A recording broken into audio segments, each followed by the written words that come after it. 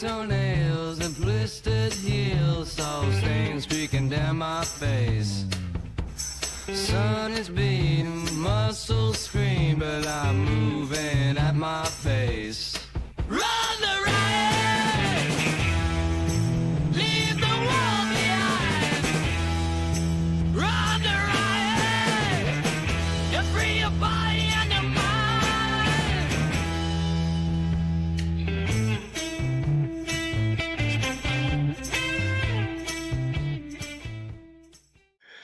All right, we are back on the Run the Riot podcast. Took a little break for a while, but I'm glad to be back with my buddy Chad Bruce. What's going on, man? Hey, bro. Good, great to be on. Great to have another chat with you. Yeah, man, it's good, man. It's been a little while. I know. What's funny is, we kind of keep, I see you on Strava and some different things and on social media, but sometimes the way we connect is when Morgan sends us a group text, hey, when we're going to run the Grand Canyon. Yeah, I know. It's so funny. Yeah, that's a fun little group chat we've had since I met Morgan on Mount Whitney. Oh, that's a funny story. So random. Like, yeah. He's from Tulsa. Yeah. Anyway, small world. And, Yep. I don't know, hopefully one day we can do it, but life's just so busy, man. It's just hard to, you got 3 grown men who got a lot going on. It's hard to get together and go run across a big ditch in Arizona. Yeah. Hopefully we'll get it one of these days. That'll be a great day, great time. Yeah. Well, man, I was looking at your ultra sign up just to refresh my brain on what you've been up to, and you've been up to a lot, but we'll get there. But one of the things I noticed was, when you look on top by the name, it says 52, and I'm 51, and so I just want to ask, man, how you doing? How you holding up? Pretty good. It's definitely, I'm not recovering as fast as I used to. I mean, I started running, I think I was late 30s, like around 39. Yeah. So for sure, I feel like I'm running as good as ever, but definitely the soreness lingers a lot more. And if I do speed work, I need to do elliptical probably the next day instead of doing doing another run just to keep the Achilles and everything feeling good. But other than that, I feel good. When 50, it was kind of funny when 50 hit. My daughter, who had been married for about a year, got pregnant, and so I was 50 and then a grandpa in the same time. So I was like, "Wow, life's happening really fast right now." It's a one-two punch, a little double whammy right there. Yeah. It's just a number, but it's just kind of strange when you hit 50, because when you're young, you're like, man, like 50's old, and you just, it's a mental thing, but definitely, it's definitely slower recovery for sure. Yeah, I was running with a buddy of mine this morning, and we're a week apart. Our birthdays are a week apart, and we always talking about what's hurting and all that stuff and everything. And I was like, we're getting older and slower recovering, but there's a lot of like 30-year-olds that ain't doing what we're doing. So that's right. Yeah, I got quite a few older guys that we all run together, and I feel like we're kicking butt, doing better than most. No, that's good. So let's. I want to camp there for a little while. So you're have you? I don't know. You used to put in.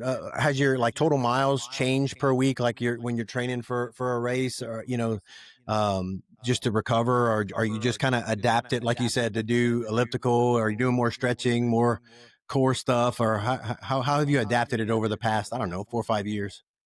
Yeah, so I think a little over 3 years ago, I got with Jeff Browning as a coach, and the reason for that was I had Matt Daniels was my coach for 3 years before that, and younger guy, and I just started dealing with some overuse injuries and things like that, and I'm getting older, so I was like, man, I want to get an older coach. So of course like a lot of people probably reach out to Jeff to see if he's available. Yeah. But Jeff and I knew each other through a mutual friend, Jesse Haynes, and so he took me on, and so one of the reasons I got with him was I hate working out. I love running, but I hate working out, and I didn't have nutrition quite dialed in. I was OFM just from listening to his podcast, back in like 2015, 16. It just made sense of just eliminating simple carbohydrates and just eating healthy, and all that stuff. So that, but most of it was to work out. You know, I knew if he would, I'm paying for it, and he's gonna have me doing core mobility workouts. So yeah, so over 3 years ago, I started doing that, and he really, one thing I didn't expect was the electrolyte stuff. You know, right away he wanted to get me dialed in with my, you know, my sweat rate and all that, my Hmm. salt numbers. And to be honest, right when I got with him, I had Achilles tendon issues, and he told me, you know, like 90% of your Achilles tendon issues are electrolyte imbalance. And I was waking up in the middle of the night, you know, 2-3 times with cramps in my calves Hmm. and things like that. So it's been a lot better. It's not perfect, but I ran on Achilles tendinopathy for like 2 years, you know, Wow. so Yeah. they're not perfect, but I do manage it, you know, with elliptical. You know, if I do, you know, because usually Monday, which is my rest day, Tuesday, and I do like a 30-minute core mobility workout on Mondays. Tuesday would be usually either some hills with some running uphill a little bit, like or strides if I'm flat, Yeah. and then Wednesday would be a workout. Like this week, I did like 4x4 minutes, Hmm. you know, Okay. with a 2-minute float. Yeah. So you're going for it. You're running pretty hard for 4 minutes. But yeah, Yeah. then, you know, Thursday, I actually I hit the hills with a buddy, and we just hiked the ups and just cruised around, you know. So, but yeah, sometimes if if my Achilles are burning and kind of flared up, I'll just do elliptical the next day to offset it. Yeah. Elliptical is a great way to you know, to kind of maintain. A lot of us are riding the edge of injuries or niggles. Yeah. Yeah. And so elliptical is a great way to do it. If I'm not feeling great, I just do elliptical, and the next day running, I feel really good. And I know Yeah. some of the pros, David Roche has some of his athletes doing elliptical. I know Jason Schlarb, who's also a aging athlete, is doing it and having success with it. So yeah, I, but definitely a lot of workouts and things. I need to embrace that a little more. It's funny you talking about your Achilles, because like that's exactly what I'm dealing with right now on my left one, and I've got like the Route 66 marathon next weekend, and I'm like, all right, I gotta kind of baby it a little bit this week, and you know, so I can trash it next week. You know, Yeah. but it's just, you know, it I don't know, it flares up out of nowhere sometime, and you just gotta deal with it, you know. Yeah. Yeah. Yeah. The good thing with the Achilles, I can run through it. It's not like friends with like plantar fasciitis. Yeah. The more you run, the worse it gets. But with the Achilles, even if it's tight at the beginning, after you know, I don't know, 10 miles or so, it's pretty loose. And so if Yeah. you're in a long race, I've started 100 with it before, and usually by Yeah. 50K it gives up. So sometimes I wonder if it's everything else starts hurting too much, you know. And it's the comparison thing. Like, it still hurts, but compared to everything else, I'm good. Yeah. Yeah, but sometimes you give it a good load. At the end of last year, I did a lot of vertical gain. You know, I was doing, you know, 17 to 22,000 feet of gain every week. Oh man. And but I'm hiking the steep ups, and it actually stretched out my calves, and I felt great. You know, I Yeah. was shocked. I thought doing that would hurt me, you know, and it really Yeah. didn't What's at all. So it's funny. I think there's a line, and even as a coach, it's hard to coach people because you got to get into, you know your body. But there are some things that you can train through, and like you said, like going with the vertage stretches it. You know, you just still have to, you know, be smart. Like you don't want to ruin your Achilles, but I think you can push through, and it helps it. Like the one time I had plantar fasciitis, I ran 100-miler, and I never had it anymore. You know, it wasn't severe, but I had it. And it stretched things out and decided to behave. So it was kind of interesting, but I don't know. I think we quit too soon sometime, you know? Yeah, I've taken time off, and it really doesn't help. But Yeah. just managing it and continuing to stay active. The the mobility workouts are great. You know, things like that. You know, I'm going to continue all that, and it's paid off a lot. You know, I'm running uphill a lot easier than I used to. You know, I'm much more flexible than I was. I'm nothing like Jeff. I mean, Yeah. I helped crew Jeff at Western States this past year, and he just squats down like a catcher, like his butt's on the ground. Just Yeah. like, Yeah. and he's older than I am by a year, so he's so That guy, flexible. It's amazing. he's amazing, and he's I mean, he's a big advocate for that. I have some of my athletes still do his what is it, 21 hard, Tough 21, yeah. tough 21. That's it. Yeah, Tough I mean, 21. he's Yeah. added some different variations, but it's been pretty much the same things for, you know, 3.5 years. It's just consistency and, you know, the workouts and just continually, just slowly. I'm saying healthy helps you build confidence, build fitness. And I've been pretty much healthy since 2021 when I got to work with him. Nice. It's been really good. Yeah. Yeah. Well, since, I mean, it's been, I didn't even look to see when the last time I had you on the pod, but, it was in 2020. It was 2020. Is that long ago? God, time flies, dude. That's crazy. So since then, like you've been running a lot, some of your regular hundreds and races, but like you've been diving into the 200s, man. You drank the 200 Kool-Aid, and how many have you done so far? I think I started 6 and completed 5. Okay, gotcha. That's pretty good, man. How has since 2022? Yeah, 2022 was my first one, Bigfoot. Okay, gotcha. So how has, I don't know, like your whole I don't know, I don't even want to put it, your whole training, your whole methodology, you know, going from doing, you know, hundreds to doing the 200s. I don't know, what's your big takeaway, your big difference in it, you know, as far as just prepping for it? Yeah, the prep. The prep is awful. It's because you don't know.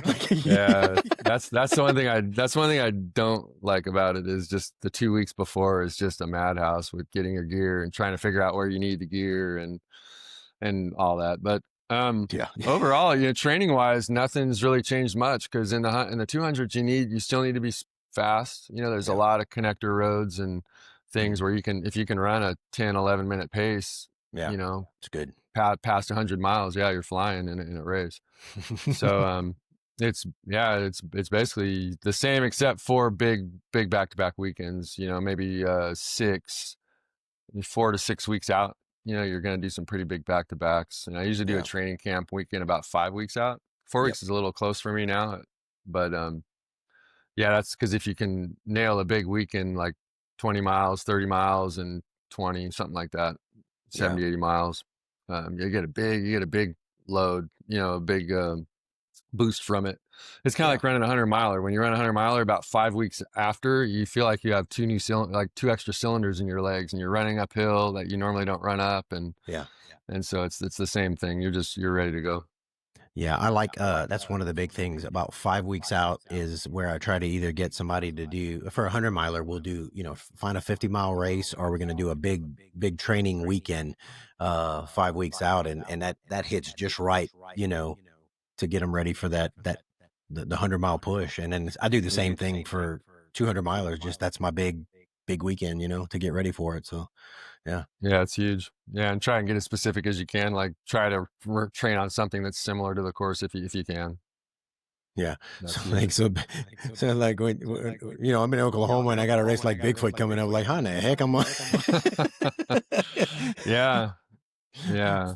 Bigfoot's a big one. I just thought because you're over 50, so we're battling for the age group there, buddy. Oh, all right. It's on. I'm there to complete, dude, not to compete. I bet. That's gonna be, I know you, David. You're competitive, bro. I'm gonna try. We're gonna see. I'm gonna have fun. It'll be good. I'm hoping. So for everybody listening, we're both doing. Well, you're doing the Triple Crown next year, which I am pumped for you, man. That's gonna be fun. And you've done all 3 already, right? Not Moab. No, you haven't done Moab. Yeah, I did Bigfoot 2022, 2023. I did Tahoe. Okay. And then Cocodona 2024, and then 2025 is when actually 2024 I was thinking about doing the Triple Crown, and so I wanted to do 3 big races. I'd never done 3. I've done a 200 and a 100, but never 3 big races. So in 2024 I did Cocodona, Angeles Crest 100, and then Javelina 100. Nice. And so that I had great races at all 3, so that told me I could do it. So my plan was actually to do the Grand Slam, was like the Arizona Monster and the Triple Crown in 2025. But then I did so good at AC, I wanted to try to run it again. I feel like I had good momentum, but so I pushed the Triple Crown to 2026, and then the course caught on fire, AC. So that race just can't catch a break. So I did run AC this year, but it was the out and back course. So you pretty much run from Wrightwood, which is the highest peak up there is like just under 10,000. And then you run midway, and then you got to turn around and go back up to the high country. So they call it the high country edition. So it's a lot harder race. So yeah. It's still fun. Yeah. Well, we'll have to chat if you know for Moab if you got when you're getting ready and all that. I know you got a lot of people that have run it, you know. But if you got any other insight, man, we can chat about it because I have 70 miles of it and then the whole thing. So. Awesome, yeah. Oh, dude, I'll definitely be reaching out. I haven't recon much at all. I mean, I've watched videos and things like that, but yeah, I haven't got into it at all. But I will, so I'll be hitting you up for sure. Yeah, anytime, brother. I'm excited to go back for Bigfoot because, you know, especially when you DNF a race and you go back, it's a different, you know, going back to Moab is like I'm gonna finish this, you know, and for Bigfoot for me, it was a few factors. There was some physical stuff, but it was more of a mental because I had been training for Triple Crown and we dealt through COVID and things kept getting pushed, and I was in a bad spot, and I was like, I'm done. Just done. Dude, Bigfoot was my first 200, and I always say I can't wait to go back because I left part of my soul up in Washington. Dude, that race. I was like 14 hours off my splits. When I needed batteries, my batteries were like in the next 2 aid stations out, you know, and I was just going, oh, it was terrible. It was fun in a way, but I didn't sleep night one. And now I know that I need pretty much most of the guys are sleeping a little bit, even the front of the field, they're sleeping a little bit night one. And I skipped it like 100 thinking I was fine. And it was awful. The rest of it was just, and I got really bad blisters. The motorcycle ruts before, it's that aid station around mile 85 where it's like, whatever, Avenue 9784 or something like that. It's got a weird number. But the 3 miles of motorcycle ruts just gave me 5 blisters. And so I'd never had blisters on my feet hardly at all. And any race, never had a problem with it. And that race, I just had to decide there. It's like, am I okay with hiking this thing out? And I'm like, yeah, I got the time. So, and that's what I did. But it was rough, dude. Those climbs are forever. That was part of it. I remember just the one night I went through and I was like, I came around a bend and I was like, oh, just come on, just it must have been the third morning, and I think it was out of Coldwater Creek, like 140. You go downhill, really nice, like pine needle, beautiful forest trail, and you cross this big river. And there wasn't even a rope there, and the thing's like almost waist high, and I'm 6'3", and I'm having a hard time not falling in. I don't even remember a rope being there, but I could be wrong. But the climb after that.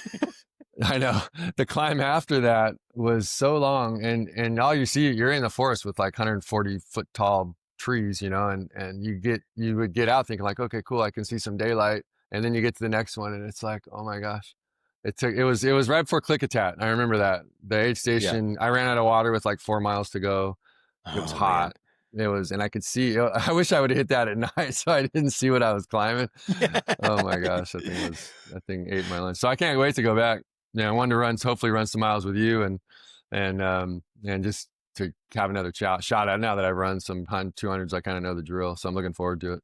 Yeah, what you said earlier about you know, the pre-race prep, I don't care, and even if you've run the same race before, like you don't know, you know, every race is different, weather's different, your speeds are different, and trying to plan on, like you said, what you need when, and then sometimes a week out, you get an email that they're changing the course, or moving to aid station, or you can't get your crew there, and you know, because stuff happens, and you gotta, oh crap, I gotta read through my spreadsheet, I gotta change my spreadsheet. Yeah, dude, that 200s have been having a rough go of it lately, but the good thing is they got the right people. I mean, people that are doing 200s are half crazy, and we're used to adjusting on the fly and dealing with adversity, and so it's just kind of like whatever. Yeah, you just deal with it. Yeah, it is what it is, you know. I mean, and it's not like they're doing it on purpose, you know. You just yeah, no, it's just kind of the sign of the times what we're going through right now. Yeah. Well, so you've been doing, and well, let me look at your ultra sign up here. You've been hammering all these races, but the last one that you did was the Mammoth. And I told you before we started recording, I don't know anything about Mammoth, about that race hardly. So tell me a little bit about it, and you know, just give me the lowdown on the race, the course itself. Yeah. So it's funny, like you're talking about course adjustments. So it was 207 miles, I think, something like that, and it ended up being 215. So they had to make some adjustments, I assume because of permitting or something like that. They had to make some adjustments to the course. But that's the problem with these races. You're going through so many different probably counties and permit agencies and private land you have to pay the owners to go through, I would assume.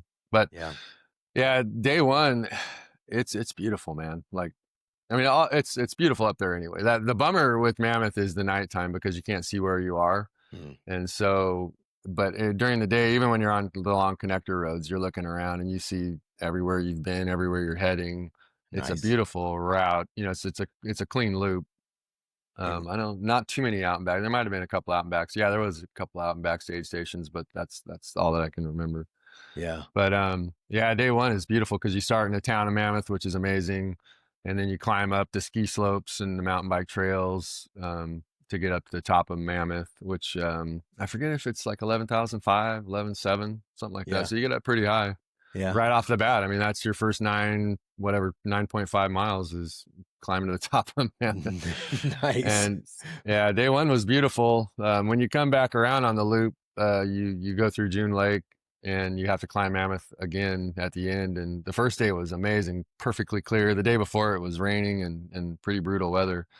And then when I went through, the thunderstorm was brewing and it was 80 or about 60 to 70 mile an hour wind gusts on top. It was amazing.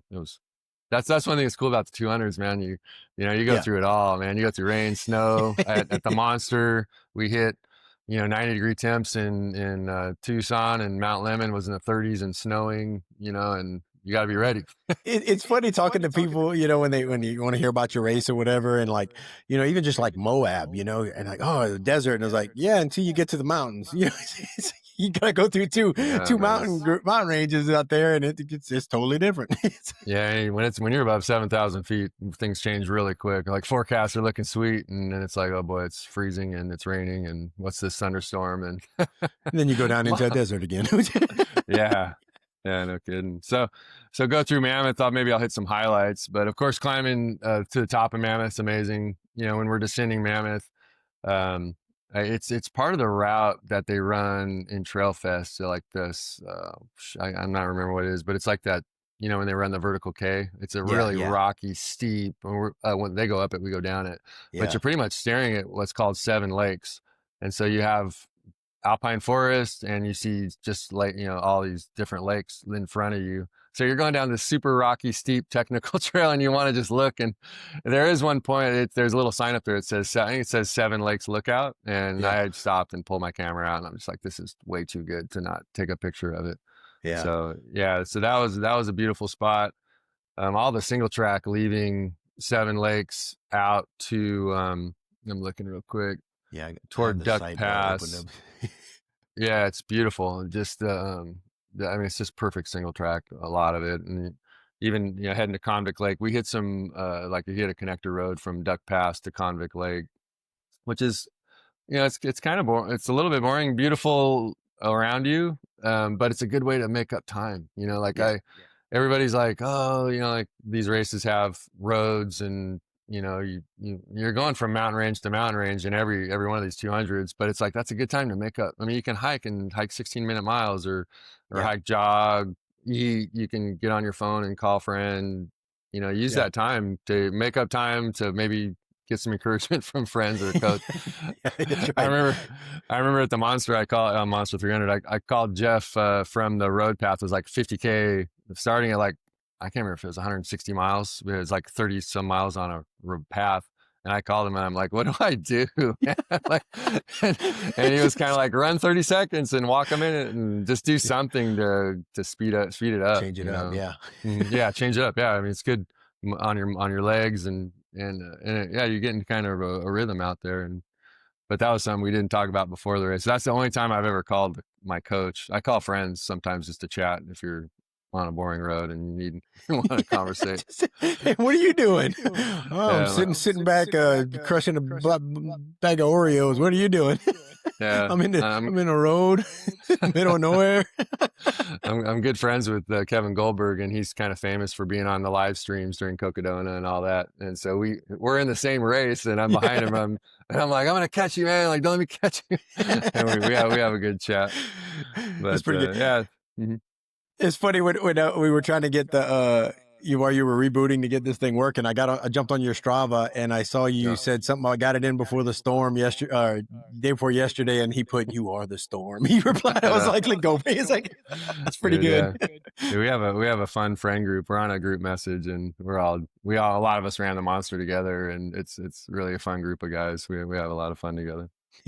I want to go back to the monster real quick, because when I was thinking through everything, I glazed over that, but after Mammoth, I want to visit the monster real quick, because I want to hear a little bit more about that. But what's the total? I'm looking at the the elevation profile for Mammoth, and there's some pretty gnarly climbs in there besides just to Mammoth. What's the gain on that bad boy? I don't remember. It's actually not that much. It's not that much. It's like 31,000, I think. 31,000. I think I got about 32,000 on my watch. Okay. So it's deceptive though. A lot of it's technical. It is a fast 200. You can tell by the times. I mean, it was my fastest 200. Yeah. The Jimmy and Rachel just crushed it. We're over by Mono Lake and they're done. And we still have a long way to go.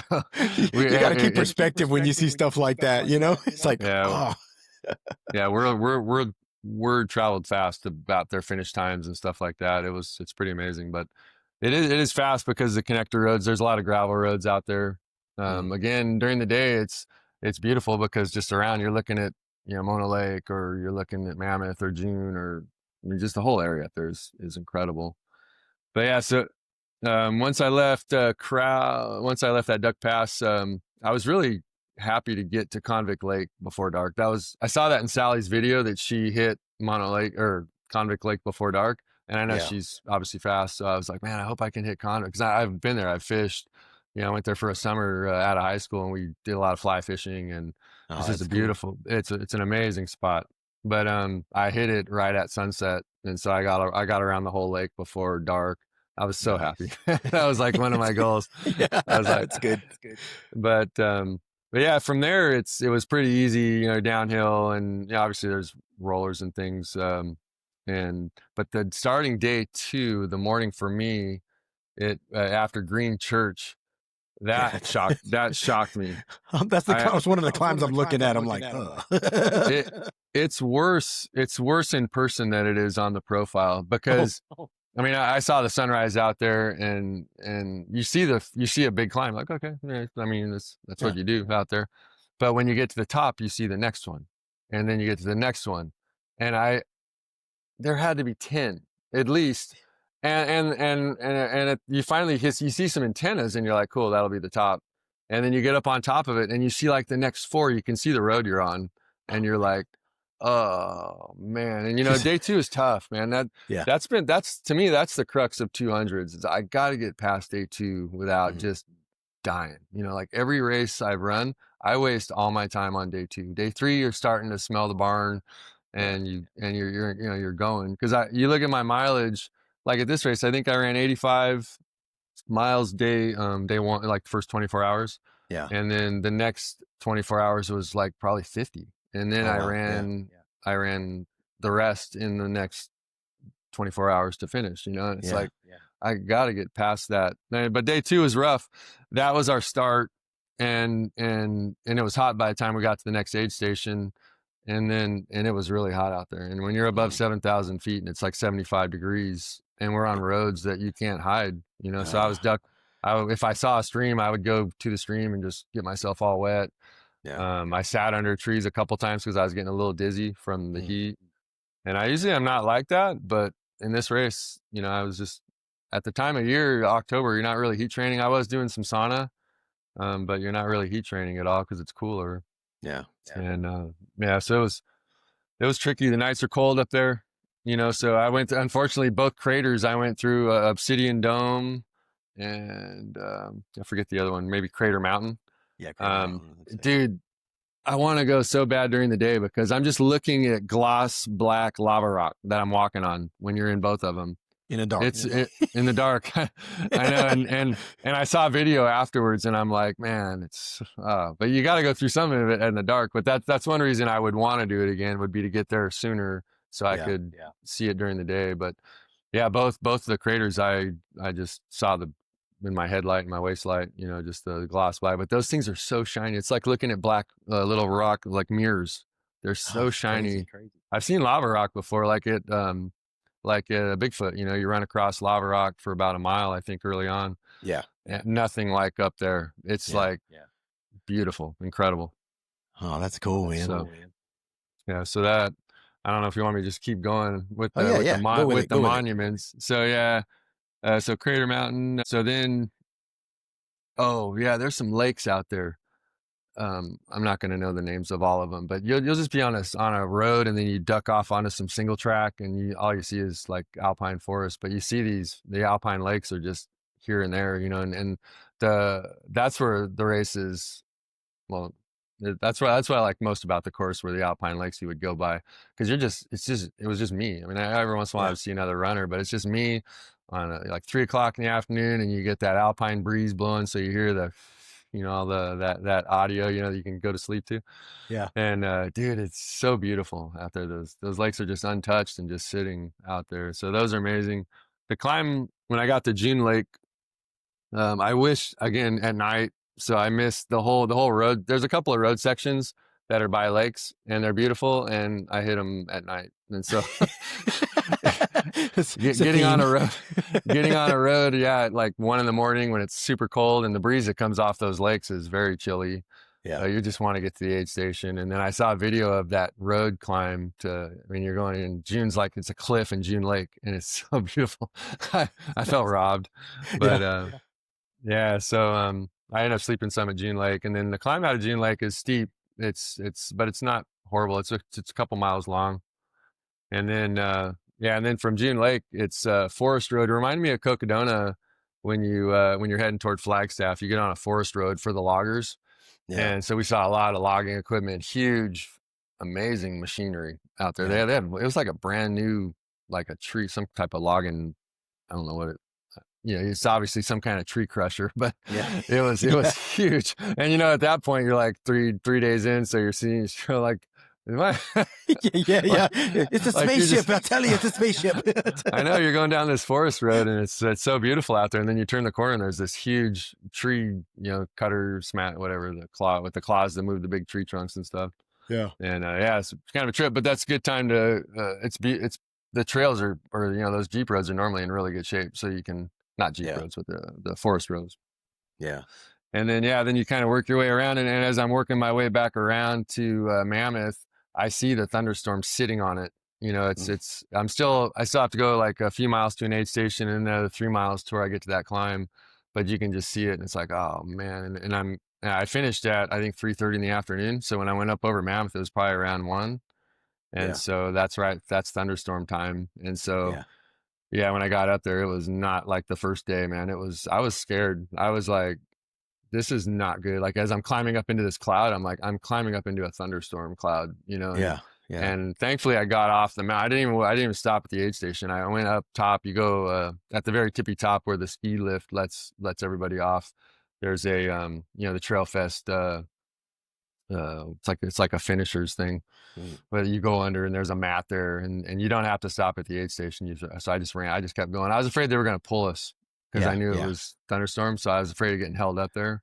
Yeah, and so I just wanted off the mountain. It's like you're right there. So the down is very steep and technical, very slow. So I want to get off the hill. And when I'm halfway down that steep technical, I see the lightning, and I hear a boom, and I'm like, get me off this mountain. Because I'm still over 10,500 probably, at least. And it's raining, it's hailing, it's windy. You know, I felt like I was in a thunderstorm. And so all the way to the finish, dude, it was dumping rain, and it was hailing and windy, and I got all the feels out there, man. I was so glad to get off that mountain. Say, dear Lord, I know I made this choice, but please help me. Dude, you definitely do some praying, because the power of the thunderstorm is just gnarly. And the one of my friends, he actually was up there a couple hours later, and the thunderstorm had struck when he was right on the ridge, and it picked him up and threw him on his back. And dude, off, like, it just, that's the kind of power that you hear it. I mean, you hear the thunder, but when you're actually up in it at 11,700 feet, it's like, I mean, you can take your life, you know? Yeah. He was really happy to get off the mountain. Yeah. I was really happy, but Yeah. Well, it's funny because you know, even all terrain. So I did when I did Prairie Spirit this year, you know, it's flat, it's Kansas, and toward the end, thunderstorm came through. There's lightning, there's hail, and I'm like, like on this flat road, you know, and it's flat, and there's a few trees, and I'm in the trees, like, and I'm like, I don't even know what to do right now. I'm just gonna keep running. I was like right toward the end. I'm just gonna keep running, and you know, lightning's striking all around, and like I don't know the protocol, but I'm gonna I'm gonna get done. yeah. Yeah. I know getting off the mountain's the best thing, or getting out of it is the best thing to do. But when you're stuck out there, it's like you still have miles to run. Yeah. Yeah. Well, hey, who puts on Mammoth? It's Tim Tollefson and Hillary Yang are the race directors. So it's Trail Fest. You know, Tim Tollefson started the Trail Fest series. So that's the week before. That's one thing I would love about that race. If they could start it before Trail Fest, and then finish during Trail Fest when all that stuff's going on. I don't know if they can do that, would be able to swing that, but that would be cool. Because being a week later, it was kind of like the remnants of Trail Fest was there, you know, the bannering and the finish line arch that was up on top of a Mammoth. The Trail Fest was there, but there were a lot of people off the start and all, but I think it'd be fun if it could be somehow put into that week. Would be pretty sweet. Yeah, I didn't look and see how many people. Let's see how many people ran it. It looks like 92 finished and 32 DNF'd. So I was shocked that it didn't sell out. But the problem was they got their permits late, so we were all signed up like on a waiting list, and then it got to within 90 days or so of the race when they finally got the permit to go ahead with. I it was pretty close. I don't know the exact time, but it was a little tricky that way, and they had a lot of people drop. I think they had over 200, and then slowly, you know, Jeff Browning got hurt. You know how it is with 200s. You're going to get some type of fall off as we get closer, because you really have to train well into them. If you have an injury, it's like forget about it. Yeah, there's no reason to even try. But I think it'll sell out this next year for sure, because people have time to plan. A lot of people have seen the live stream and all that, so the buzz is big. It's got a buzz similar to Cocodona to me. It's similar, you know, it's like, I think Cocodona's route's epic because you're going from Phoenix to Flagstaff, and you go through Sedona and Prescott and Crown King and all these different areas. It's so different, and the connector roads don't seem so boring. You know, during the day, Mammoth's beautiful, but I would guess to say that 60-70% of it is gravel road. Okay. So that's a lot of gravel road, and you gotta grind. Yeah, that's the tough part. And your feet just get beat up from it. You know, it's like just like tenderizing meat. You know, slow. And there are some technical sections, but overall, it's more just the gravel roads that, you know, you're running on little pebbles for hours and hours and hours, and so that gets a little bit boring. So I don't know that the route's like the epic that Cocodona is.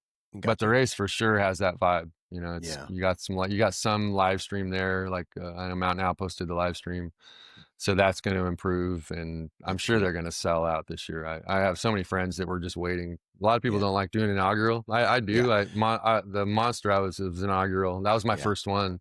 Yeah, I just like the there aren't a lot of race. There are no race reports. There's no, maybe, there's a few YouTube videos or some people training, but you're just winging it. Yeah. So, and then you don't know how it's going to go. So it's kind of fun. The what ifs, you know.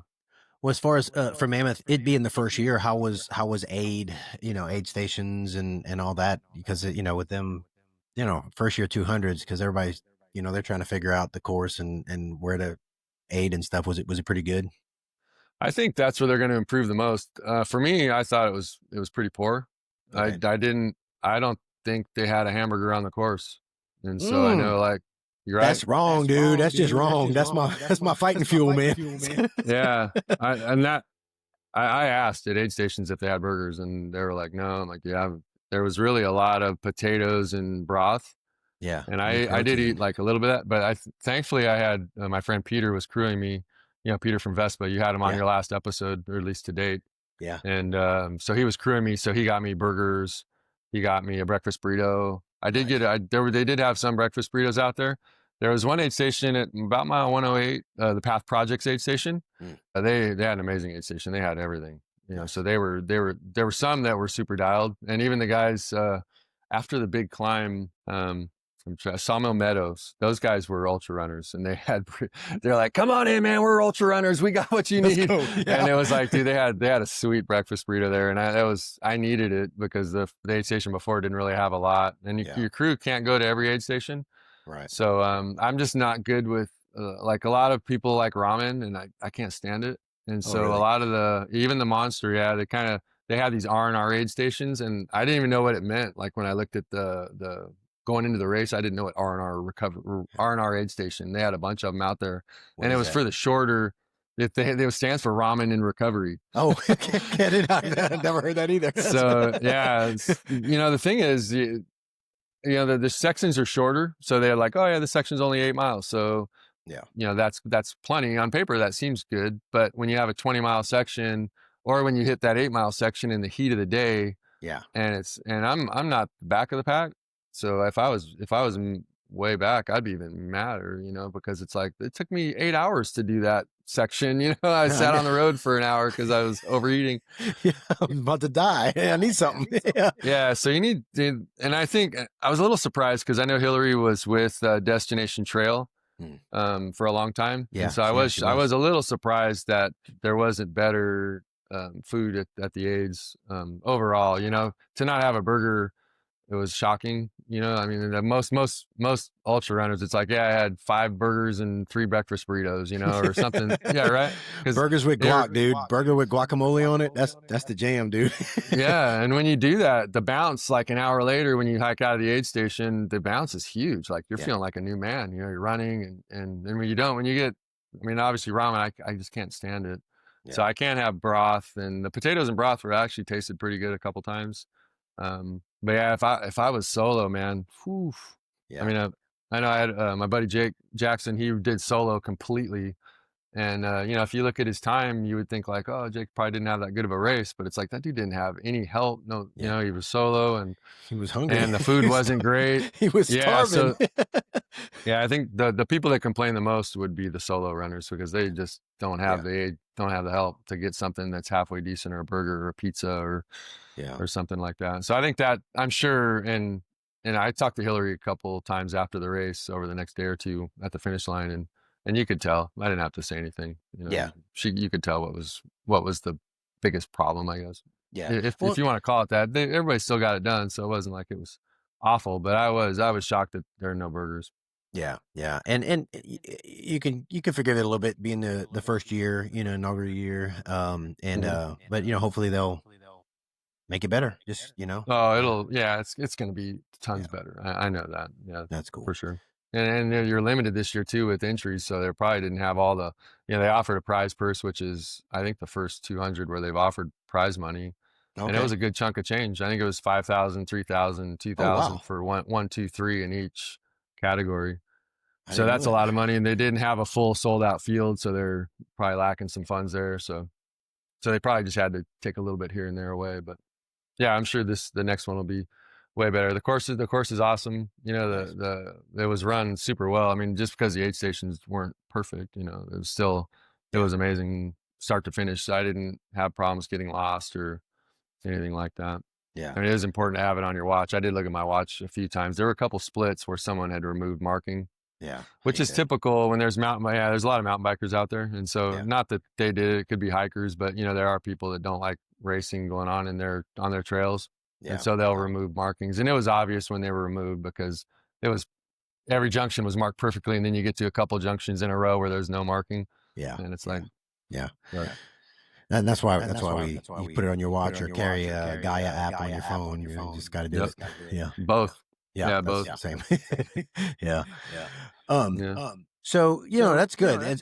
It's fun to watch all these 200s pop up and stuff, and then now we have like 300s. So how was that, man? How was that experience?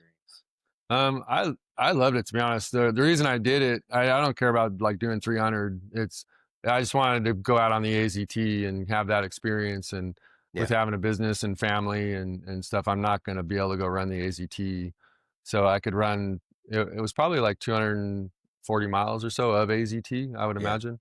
Because we had to get off the AZT through and go through Tucson to avoid a section that's in the forest that they can't put a race through, they can't run through it during a race. I got you. So after Mount Lemmon, we got off the AZT until after Tucson and got back on it. But I just wanted to get that feeling of like a through hiker almost with support. And, it's for me, it was 115 hours, I think. Nice. So just over 4 days. And yeah, I loved it. I mean, the day one is amazing. I'm glad they did what because they reversed course. We were going to start in Patagonia, Arizona, where the finish was at the border. Yeah. And I'm not sure exactly why, but they had to flip directions because of, and they had to stagger the start. So it was only a certain amount of people through the protected area that's at the beginning of the race. So I went out in the last heat, which was fun because then you're passing a lot of people and talking with people. Yeah. But the first day, it's some of the best trail I've ever ran. I don't know what forest it is. Yeah. I'm not sure what it's called. So Superior, Arizona is where we started. Okay. And so somewhere between Superior and Mount Lemmon, it was a bummer that we started so late because I can't remember. I think we started, I think the waves were like 10, 11, 12, and 1 or something like that. Wow. Yeah. So we started in the afternoon because I was the last heat. So I think I saw about 36 miles of it before dark. Yeah. So, but I wish we could have seen more. I wish it would have been like a 6 a.m. start because it was incredible. I took a lot of pictures through there.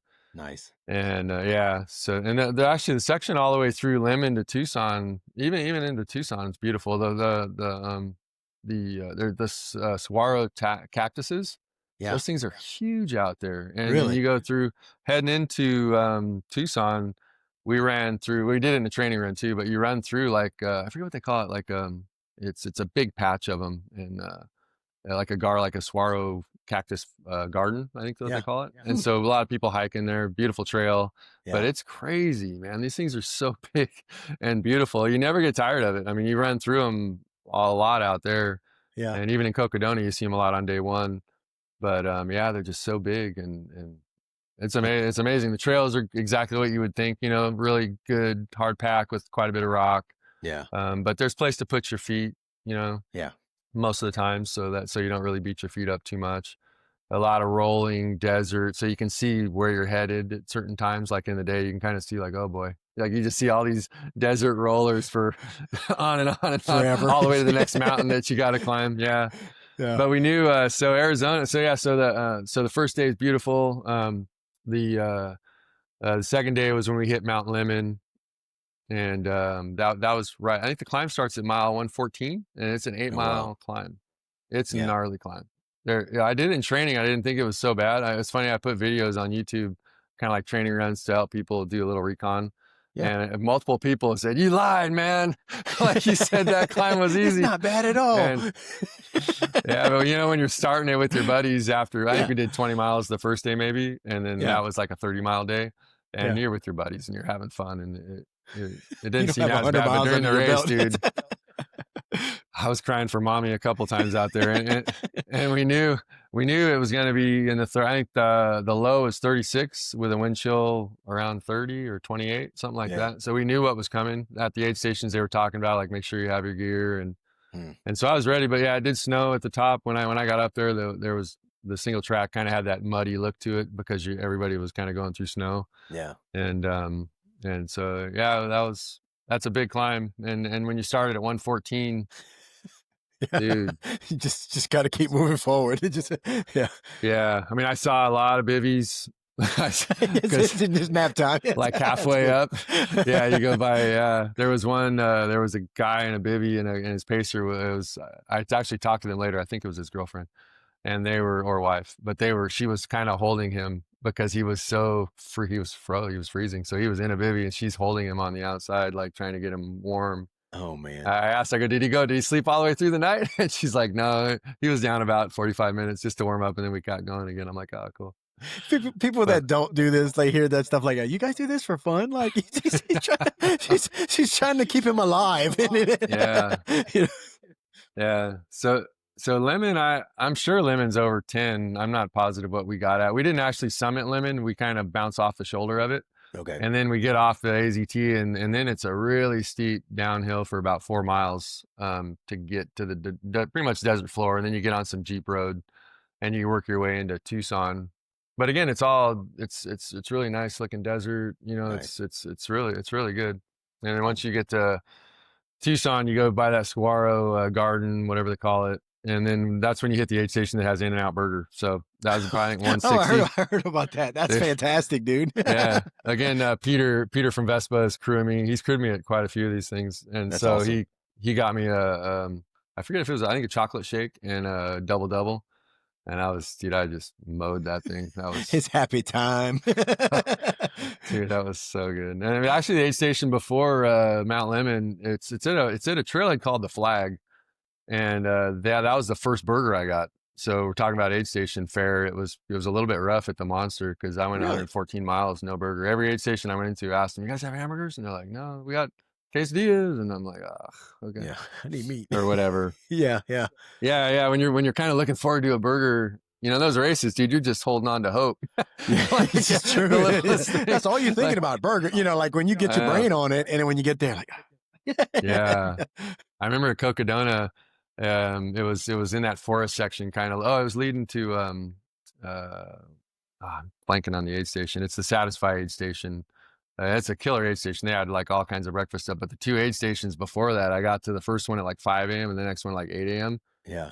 Fain Ranch. And they were all like, "Oh, the next station late have breakfast stuff." And I'm like, "Oh, okay." And I get to the next one. They're like, "Oh, no, you got to go to Fain Ranch." I'm like, "Oh, my gosh." So it's like, I'm just dying. And we have some chili from last night. Like, oh, man. Okay. But I mean, I know they're all doing the best they can. Yeah. And I volunteer too. So I've been in that situation as well, where I don't have what a runner needs or wants. And yeah. But yeah, so it's kind of a bummer when you get there hoping for something that's not there, and you can't put a burger in your drop bag. Yeah. What's your favorite, like what do you you know, especially being OFM and you so I know you like burgers at the aid station, but what are you eating in between? What are you sustaining yourself with, and what else are you eating besides burgers at the aid stations? Yeah, so OFM kind of stops at the races. You're right. I mean, I train with gels, you know, a lot. So it's not like, but it's just outside of training. You know, I'm low carb, especially, I just don't eat, I try not to eat simple carbohydrates, you know, the processed foods. So during a race though, and training, I train exactly like I race. You know, I'm taking my salt pills, I have my electrolyte mix. Even I used to run like 1 hour runs with nothing, you know, thinking I'm fasting and I'm doing good, you know, whatever. But then you realize you're kind of digging a hole with overuse injuries, you know, tight tendons, tendon flare-ups, things like that. So now Jeff has me training like I'm racing all the time. So I'm taking Vespa, I'm taking whatever, all my salt and electrolyte mix and my gels. The Spring Energy deal was actually a blessing for me, because I was totally Spring Energy and struggling like a lot of us were. And then when Spring Energy had that deal, I just went to the feed and I just bought like one of everything, trying to find what works best. Yeah. And so now, you know, I have SIS is probably the best I've found. Dude, they go down so easy. They do. I took them all the way through the Arizona Monster 300 in the heat, and I was actually looking forward to them because they're like a liquid. It's almost like drinking an Otter Pop after it melts. But yeah. So, but Morton Precision. The one thing with Precision, it's great, but it doesn't have any sodium in it. So you have to know that you gotta. Yeah. There's 0 sodium in their gels and things. So, but yeah, those 3 mostly. Huma is a good one. You know, yeah, it's like chia seed base. So I eat those quite a bit. And then the feed I'm not sponsored by the feed at all, but they give you a certain amount of credit back like every quarter, and there's a lot of good sales. So I just kind of wait for the sales to pop up and then buy. And the SIS, you get a lot of gels for, it's pretty reasonable price wise, like per gel. It's not like $5 or $3 even, probably. It's less. You get a lot. So that helps. Their gels are, I forgot, is it hydrolyzed? I forgot what it is, but you don't really have to drink. You don't have to drink water with it, and it just because they go down. So I like the SIS a lot too. Their powder mix is pretty good too, but the gels are fantastic. Their orange Yeah. powder gel is. I'm not a big fan of orange, but I love that stuff. Yeah, the orange and the lemon lime, they're isotonic, so they're water based. So Gotcha. yeah, Okay. so then they're easier on the gut, you know. Mhm. So they do have all the sugars and thing in them, but yeah, I mean, like I said, I was looking forward to eating those things at mile 280 of the Arizona Monster through the Arizona heat. So that tells you something. I've had a lot of friends try. A lot of it. I think it was more in Ironman because I know my cousin. Him and his friends use SIS ever since I started running, and I've never ever tried it. Yeah. So I know it was big in Ironman and marathoning. But now it seems like a lot of ultra runners are trying it, and it just goes down super easy. Yeah. So yeah, so that at the burgers at the first at Bigfoot, I think I ate burgers, and so bro, I was out there a long time. It's good, but the inflammation after Bigfoot was awful, and so I go like the top lettuce on top. I don't do like the full bun. Okay. When I eat at aid stations. Okay. A lot of ketchup, mustard, you know, stuff to make it a little juicy. Yeah, that's what I found out that guacamole works well because it just it makes it juicy and it's like totally, and it's the fats, it's Mm-hmm. good. Yeah, I've even carried sometimes hey, you want to like I'll just grab a patty on the way out just to eat it walking down the trail. So because it's greasy and you know, like about an hour later, man, you're feeling like once you see how good of a bounce you get from a burger or a breakfast burrito, something that's hearty and it's just you want more of it, you know. So and when you're moving slower in 200, so I'm able to eat kind of whatever you can. There are some things I don't want to eat, but yeah, you have time, because you just grab a hamburger and walk out of an aid station for a mile and clock a 20-minute mile eating a hamburger and then get back into your race. So yeah, totally. Yeah, you just want to keep moving forward. Yeah. What are you doing for electrolytes? Still the same Fluid Nutrition. So that's a company, local company in SoCal. Yeah. So yeah, they're fresh citrus. I tried everything a long time ago, you know, probably in like 2018, 2017. You know, like the tailwinds and all that. But I just when Jesse Haynes referred me to Fluid, the fresh citrus and blueberry pomegranate, it's real subtle. It's not super sweet. Yeah. The other ones I get sick of drinking them after a while, and I can get like I feel like I'm bloated with some of the other brands. Yeah. So I never got that with Fluid Nutrition. So I've used their stuff ever since. So I use their protein mixes for recovery and their creatine.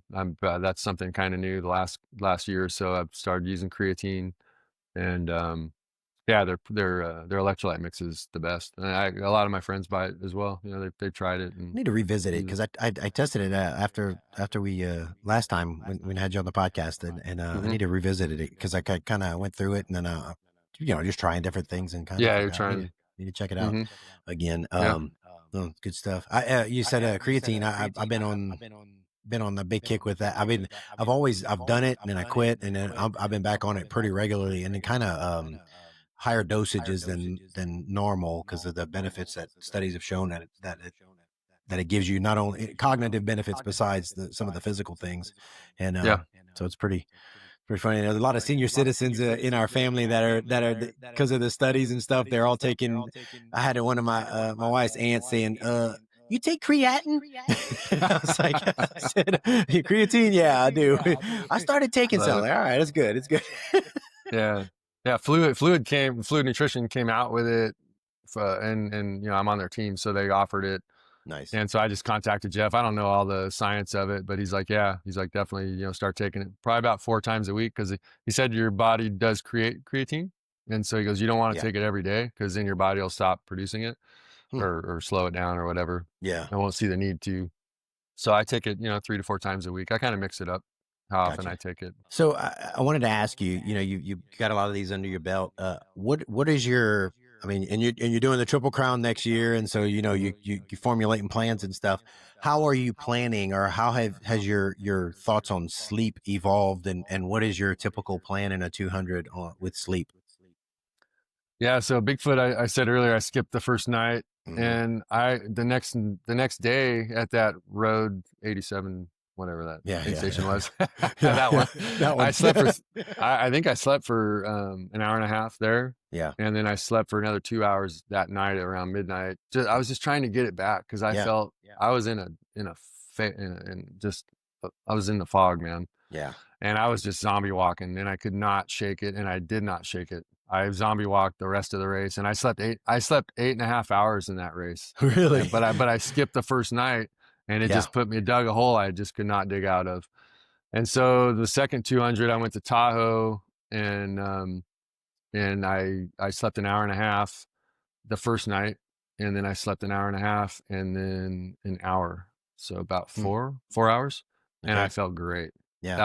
I was like, that's it, you know. That works for you. Yeah.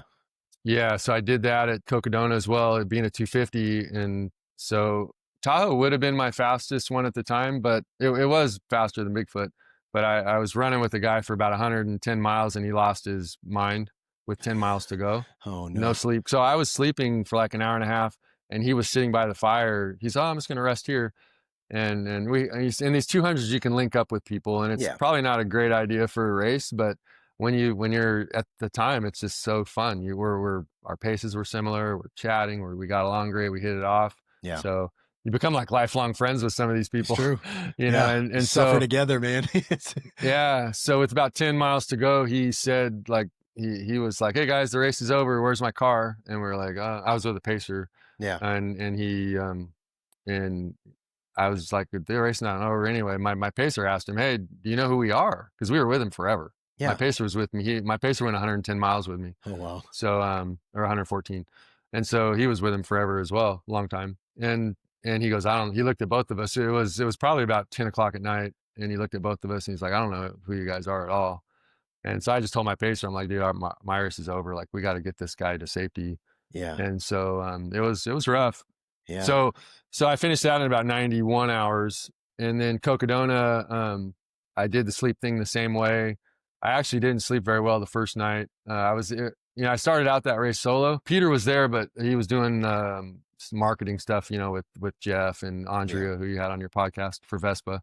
Yeah. And at Whiskey Row, I was trying to sleep. He was there, and there was a guy in there with his crew in the sleep station, and they were just joking and laughing, and it was.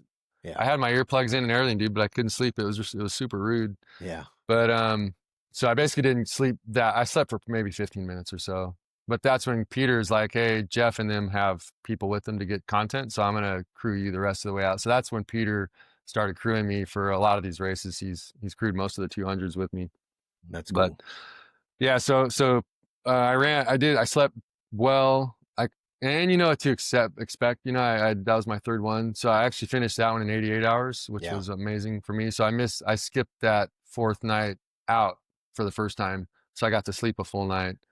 So that was really good. But the problem is now is I'm trying to get faster. And so these guys aren't sleeping. And it's like, Kevin Goldberg, he ran Mammoth with no sleep. Oh, he did. What was his time? I want to get fast. Yeah, dude. I think he was like 59 hours. He's kind of a top, top 5, top 10 guy at these races, no matter how competitive they are. I think even Cocodona the year Jeff. Yeah, because he was top 10 when Jeff ran. That was like the super competitive year. I was stoked to be like top 40. I'm like, woohoo! That's right. I got it done. Woohoo! Yeah. So I want to do good. I want to put Mammoth in the 60s, but I struggle, man, not sleeping. So I tried like an hour sleeping at Mammoth. I could not sleep the first night again, man. I just laid there. It's hard when the first night, the adrenaline's going. You're losing spots early because the field's more bunched up. Yeah. And you're trying to compete. Yeah. After night 2 and 3, I can sleep like a baby, dude. Like I'll take a dirt nap and you're out in like 10 seconds. Yeah. At the Arizona Monster, I was with my friend Peter, and we're at probably mile 270, I'm guessing. It was before the last aid station. We took a dirt nap. I was fluffing my pack, like my pillow. Yeah. And nice. So, all you do is you turn your lights out, you lay down, I set my clock, I'm fluffing my pack, and he's snoring. And I was like, dude, that's like 8 seconds. That's impressive. And we took like a 15-minute dirt nap, and you wake up feeling good. Like you're a little stiff, but you're like, oh, wow, that really helped. Because we were both just zombie walking toward the end of that race. It's kind of hard. It's a longer race and all that. But yeah, so I'm flirting with like 2 hours of sleep now, trying, but I still slept about 3 3/4 hours at Mammoth, just because I laid there for almost an hour and a half the first night, and I didn't sleep hardly at all. Yeah. And so the next night, I think I slept 2 hours and then maybe 1 hour. to Are get it you done. sleeping in their sleep tents, or how you sleeping, or at the When I'm what's that? when I'm solo, I'm definitely sleeping in Yeah. their sleep stations. Okay. I have a buff at night for the headlamp, and Yeah. so I'll put earplugs in, Yeah. and then I put the buff over my ears, and I Okay. just put the phone alarm by me, so Yeah. that'll wake me up. Okay. Earplugs are huge at aid stations. My friend Gabe, he did the Arizona Monster, and he did not sleep at the aid stations. He was solo. He just took dirt naps because he Yeah. goes, I can't sleep. It's so loud, and That's no matter been what they're doing cowbells, and it is what it is, yeah. That's been kind of my I remember when I first ran Tahoe, I tried to sleep at the aid stations, didn't work out real well, and then even when I attempted Bigfoot at one of them, I laid, anyway, it's just it's hard. For Moab, we drove there, and so we had my truck, and I would just jump in the truck, Yeah. and my sleep plan for Moab was 3 hours a night. But the first night I was like 45 minutes, and then I popped up and I was feeling great. So I was like, let's go. Yep. And then, Yep. The next night, I think I slept 2 hours. And then, the last night I slept the full 3, but, that was my total, but I felt good. I, popped up and I was good to go, and wasn't falling asleep while I was running. Yeah. Everybody's just got to do what's best for them. Some people can go like Kevin, he can go days and days with no sleep. And I tend to zombie walk. I want to get better. He's younger than I am. I don't know if that has any effect on it. I'd imagine being older, we tend to sleep. Yeah. Grandpas need some naps, bro. Yeah. I wake up early in the morning, but boy, in the afternoon, I'm like, I can use a power nap, dude. Yeah. It's just the races are getting so fast if you want, and you can only move so fast. I am running a lot more than I used to. Yeah.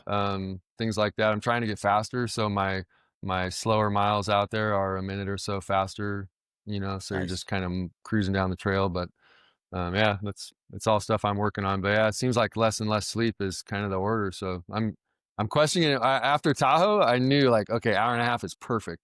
Yeah. And then it's like, now I'm like, it's too long. I got to get better. And yeah, it's now hard. I don't know what to do. It's just a fine line, and not sleeping is horrible. Like our brains we need sleep. Like I think about the homeless problem we have because of what goes on in these races. Like that guy I was with, he's a trained athlete, man. This guy was in great shape, and he just did not have nutrition totally, probably as much as he should have, and because he wasn't eating as much as I was, and he wasn't sleeping, and then he lost his mind completely. Didn't even know who I was. So his body's he's shutting down. It's protecting against what's happening, and all that was happening was sleep. So when we took a half-hour nap with him. When I got to the finish, I asked, I talked to Garrick for a while. He's like the RD, with Candace. And he said, when you lose your mind, you need at least 3.5 hours sleep to get it back. Because the half hour didn't do anything to help him at all. That's And interesting. so, That's crazy. So your body needs time to recover and get back to normal. He was totally normal in the morning, and we talked, and he we had a really good talk, and he started to remember things. He didn't remember anything. We left the aid station at like just before dark. He remembers that, and that's it. He doesn't remember anything all the way to the finish. Well, I remember, when I first ran Tahoe, and of course I didn't have pacers or anything, and I remember standing there and seeing other people's lights, and like why am I out here? I remember doing that, like. Yeah, I was so tired, and that's when I was like, okay, because I hadn't planned sleep. I was like, oh, I'll sleep when I need to, and this was like into the second night or into the morning of it, and I was like, what am I doing out here in the woods with a headlamp on? Like, what is going on? Yeah, it was just weird. Yeah, the more I flirt with less sleep, the more I'm seeing things, and I was convinced that my friend had designed a portion of the Mammoth course. And like he's not even a mailman, but in my head he was a mailman, and they made this road to deliver mail, and I was so mad at him, and then dude, I was like, sometimes you're seeing things, and in this particular story, I was convinced that I was mad, and then I got to the aid and I slept, and I remember it now and I laugh about it, but so good. in the moment it's so real. But yeah, so a lot of the homeless people we have, they're not nourished, they're not sleeping. And so a lot of them look like they're out of their minds, which, it could be drugs and whatever. But I think a lot of it's just sleep and nutrition, man, because we see it really quickly in these 200s turn from where my friend was talking with me and we're having a good time to, hey guys, like the race is over and don't even know who you are, in 10 minutes or whatever it was. That's wild, man. It's so wild. Yeah. So out of the hundreds that you've done, I mean 200s that you've done so far, what has been your just favorite overall experience? I don't know, course, race, support, everything. Like what's been your favorite one? That's tough, man, because they're all so individual. I know, With the Arizona Monster being the AZT. If I had to choose one to do, it'd be Cocodona, because it's just such an epic route, and the media. It's like doing Western States. Yeah. You know, for a 200, it feels big time. You know, the buzz through the towns. There's neighbors that are like 4 in the morning, 3 in the morning that are clapping for you. That's crazy.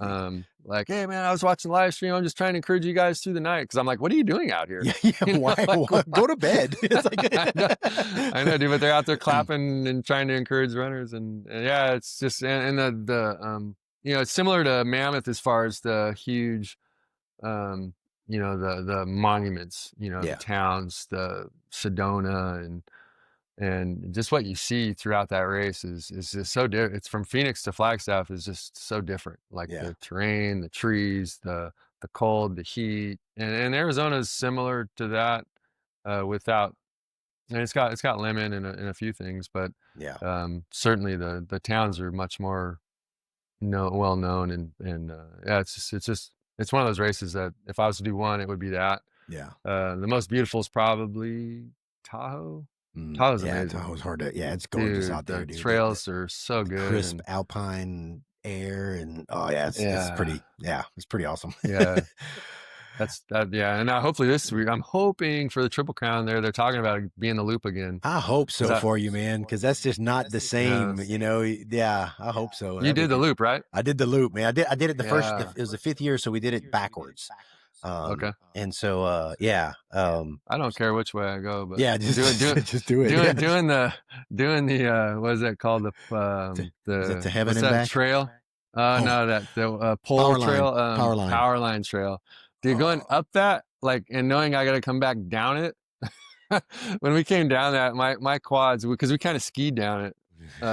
You know, we were kind of having fun. It was probably like 2 in the afternoon when I did them down. And we were just like skiing down the thing.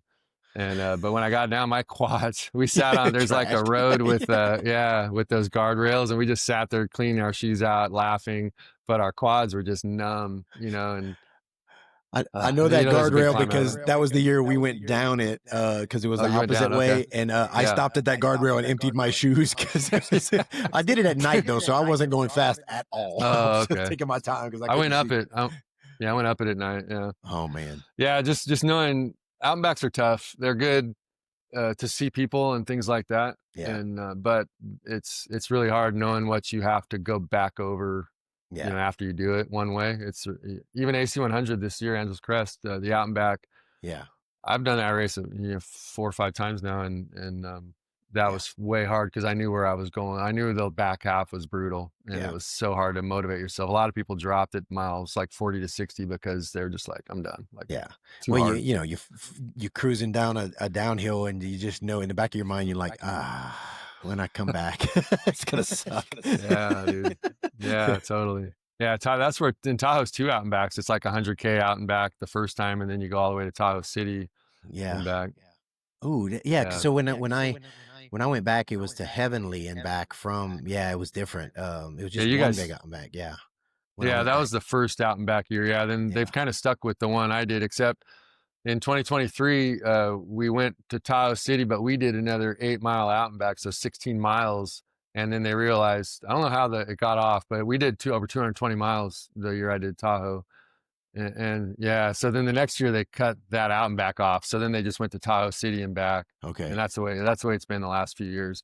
It's actually a beautiful I mean, if you're going to do an out and back, it's both are amazing. When you go away from Heavenly, that it's a 50K out and back. Beautiful alpine lakes, high. That's the highest point of the race. We go through. It's a pass. I can't remember the name of it. But it gets up high, close to 10,000 feet. And then when you're going the other direction to Tahoe City, that's where the most beautiful section is. before Village Green, there's that single track that there's like a lake in front of a lake. Yeah. It's like the most beautiful section out there. It's like a little lake. I'm not sure what the name is, but then there's like Lake Tahoe, which is like the ocean behind it. I have selfies there. Yeah. That's where the camera, that's where the race has the camera people at. Yeah, And so good. And thankfully I hit that both times during the day on the out and back when I did it. So nice. It's sweet either way, but I really hope to do the loop. Yeah, I hope you can too, man. It just makes it's just that extra special to go around the whole thing, you know. Well, man, I'm looking forward to I'm looking forward to sharing some miles with you and talking about Bigfoot. I'll probably be reaching out to you a little bit about Bigfoot. It's funny because I have a training plan for Bigfoot that I actually got from Goldberg on Training Peaks, and him and I chatted when I had him on the podcast and stuff. And so I'm looking at it. I'll probably change a few things up, you know, because everybody's their own person and how they body handles things. And but anyway, I'll probably get with you a little bit and it's like, all right, what's you know, talk plan wise and see what you're planning on it, and who knows if some things will change, and hopefully we can get through it with and our souls will not be on the course. Yeah, I got to find that part of my soul that I left out there. Yeah, pick it up and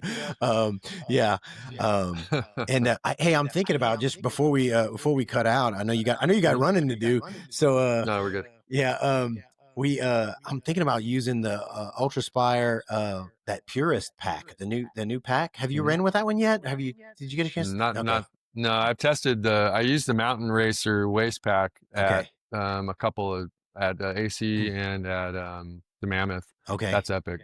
I love how the light clips in the front, so you buy the extra clip for the front, and it's sweet. You can put a lot of things in that, so that way your pack's not as heavy. Yeah. You have the Zygo 6? No, I have the 5. The Zygo 6 is so much better. It's so good. Huge upgrade. I would recommend that over a bigger pack. Okay. Just because I know how fast you want to move. I use the big Bronco, like the 12 liter. Yeah. And I'm good as light as I want to race. You know what I mean? Like I feel like if I get too big a pack, and that's I think for you, I bet the Zygo, because I'm kind of between I'll probably use the Zygo 6 at Bigfoot. I just have, because you need a little bit more out there. Yeah, with the 5, I just have that thing so packed out, and if I end up using a bladder, it's so hard to swap it out. I need to look at it. I'll have to visit. It's sweet. You can get the 800 milliliter soft flasks in the front with the Zygo 6, and that's like 1.5 liters. Oh yeah. So then you can go 1.5 liter in the back if you're good with 3 liters. Yeah. But it balances the pack so good, and there's plenty of room in there for me. But yeah, I haven't tried the Purist. Looks sweet though. I know I do a lot of like fast pack kind of stuff on the PCT out here. Yeah. And so I'm definitely got my eye on that one next. Okay, gotcha. Right when I saw it come out, and I'm like, oh, there you go. That's my jam. It's coming. Well, and then there's another one they're coming out with, the Traverse, I think it is, that a few people have tested out. I saw. I think that one's going to be pretty big too, but I'm not sure. I don't know. I'll be testing things out and figuring it out. I got packs in there I've hardly used because I know. Yeah. The soft flasks in the front are a huge benefit. That's the biggest thing from the Zygos 5 to the 6 is that 800 milliliter soft flask that can go in the front. Yeah. And I really like how it balances the pack. And I like the zippers in the front too, because with some of the other packs, they're open. They're nice for accessibility, but you can be, when they get a little empty with the fluid on the front, the gels can kind of pop out on you a little bit. Yeah. Okay. I'm gonna revisit, because I was planning on getting the 6. I'm gonna kind of revisit that, and I also, like for Moab, one of the things I did was I used I forgot which belt it was, but it's one of the belt packs where you can put one of those 500 milliliter hybrid flasks, but you could also put your light and store some things. So I ended up storing something in that waist pack, but the Mountain Racer kind of the same deal.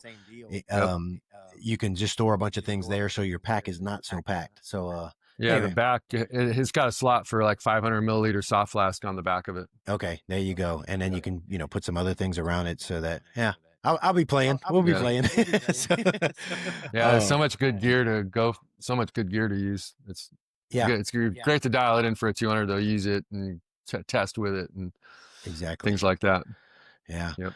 Well, man, thanks so much for coming on and talking about Mammoth and Monster and all the fun you've been having, dude. And I do hope we get to.